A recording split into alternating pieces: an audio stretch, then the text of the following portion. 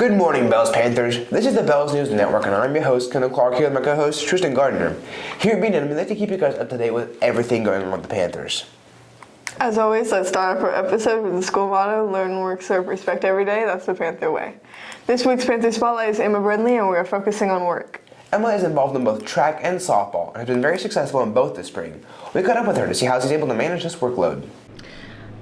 For me, it's making sure that I'm putting in an equal effort to both of them and getting in plenty of practice for both. Thank you, Emma. Next Monday begins early voting for our upcoming school bond. So we ask, what exactly is a school bond? Much like home mortgage, school districts can borrow long-term money at low interest rates for capital projects. Capital projects include building construction, renovations, and other fixed improvements. Voters give the district permission to take out a loan and pay it back over an extended period of time. Each week until voting ends, we will continue to provide more information about this subject. Now to sportscaster Johnny Cox with what you missed last week in Panther sports. Thanks, Tristan.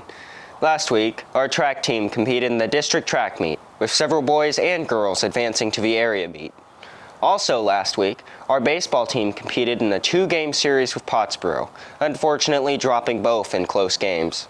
Our Lady Panther softball team would defeat Pottsboro on Tuesday before falling to Howe on Friday. That's all for sports this week.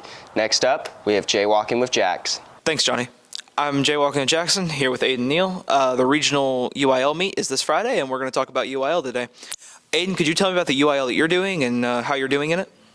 So I'm in science and Tech Apps UIL. In science, I got first place overall, and we got first place team. And in Tech Apps, I got second place overall. That's very good. How do you prepare for these UIL events? How do you prepare for them?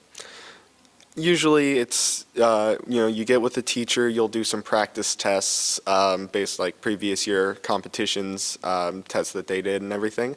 And, just general studying, familiarizing yourself with whatever the competition you're doing is about. All right, that's very good, man. I hope you do well in the UIL meets, and I think it's to Ben. Thanks, Jax.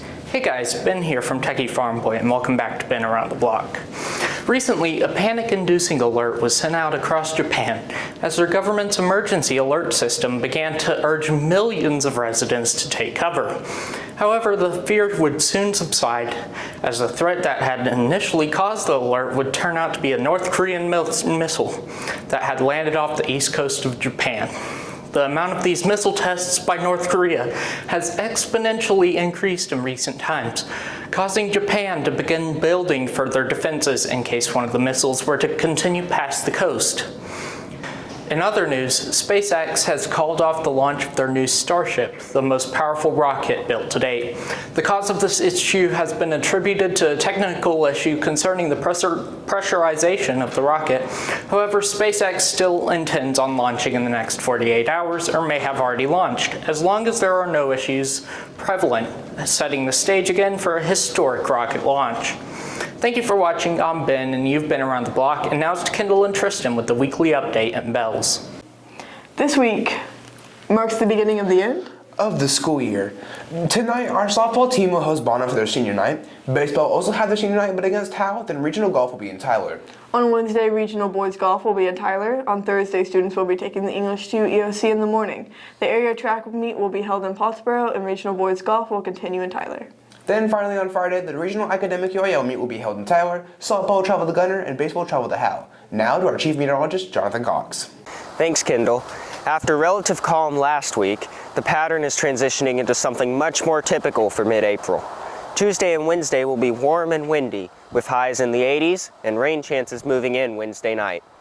Thursday looks to be stormy and wet, especially after 2 o'clock, but any rain will clear out in time for your Friday. Ending the week, temps will be much cooler, dropping into the low 60s by Saturday for a cold start to the weekend. Now back to Tristan.